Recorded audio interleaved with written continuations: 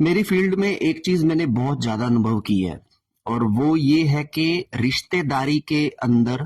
तंत्र कर देना किसी के ऊपर। ये जो चीज है इतनी कॉमन हो चुकी है कि पंजाब, हरियाणा, उत्तर प्रदेश, दिल्ली के अंदर मैक्सिमम लोग जो प्रेत बाधाओं से, तंत्र से परेशान हैं,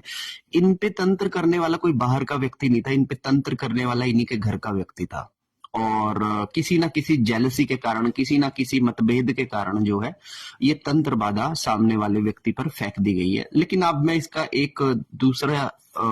चीज बताता हूं इसके बारे में। पहली बात, जो व्यक्ति अपने या किसी दूसरे व्यक्ति के ऊपर तंत्र बाधा जैसी चीजें फेंकता है, ठीक है, उस तंत्र का एक समय निर्धारित होता है, क्योंकि कोई भी ऊर्जा चाहे पॉजिटिव हो चाहे नेगेटिव हो, वो एक कमांड के ऊपर वर्क करती है। तो अगर किसी ने आपके ऊपर तंत्र बाधा कर दी है तो वो जो तंत्र बाधा की है उसके लिए पर्टिकुलर कोई तंत्र क्रिया की होगी, और जब कोई तंत्र क्रिया की होगी तो उसकी एक टाइमलाइन भी फिक्स होती है उस समय पे कि कितने समय के लिए ये तंत्र क्रिया आपको एक्टिवेटेड रहेगी, ठीक है। जिस समय पे आपकी वो तंत्र क्रिया का समय जो चला जाएगा, जो कि मैक्सिमम होता है 16 ईयर्स का, 16 साल के अंदर अगर आपके ऊपर कोई तंत्र क्रिया है तो 16 साल के अंदर अगर वो बार बार क्रिया ना की जाए तो 16 साल के अंदर आपका कोई भी तंत्र है वो ऑटोमेटिकली किसी तरीके से खत्म हो जाता है, ठीक है। जैसे फूल मुरझा जाते हैं, कोई भी फ्रूट होता है वो मुरझा जाता है, बूढ़ा हो जाता है, इसी तरह से तंत्र की भी एक एज होती है कि तंत्र की कोई भी क्रिया, एनी क्रिया, कोई मारण हो, कोई वशीकरण हो, किसी भी तरह का उच्चाटन हो, कुछ भी तंत्र क्रिया की हो,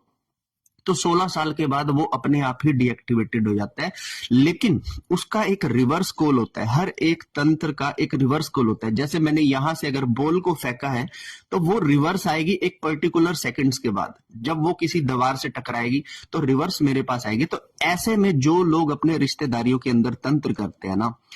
एक पर्टिकुलर टाइम के बाद वो तंत्र लौट कर दोबारा लगता है उस व्यक्ति पर जिसने ये तंत्र करवाया है। क्योंकि जो तांत्रिक है ना वो स्मार्ट प्ले करता है, वो कभी भी अपने कंधे पर रखकर बंदूक नहीं चलाता, वो आप ही के कंधे पर रखकर बंदूक चलाता है। तो आज अगर आपने तंत्र की किसी भी विद्या का सहारा किसी को परेशान करने के लिए ले लिया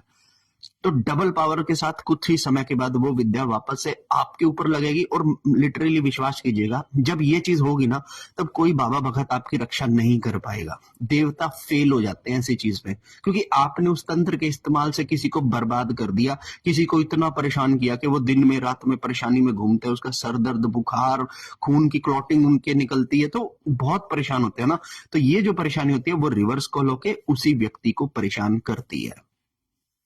हर हर महादेव।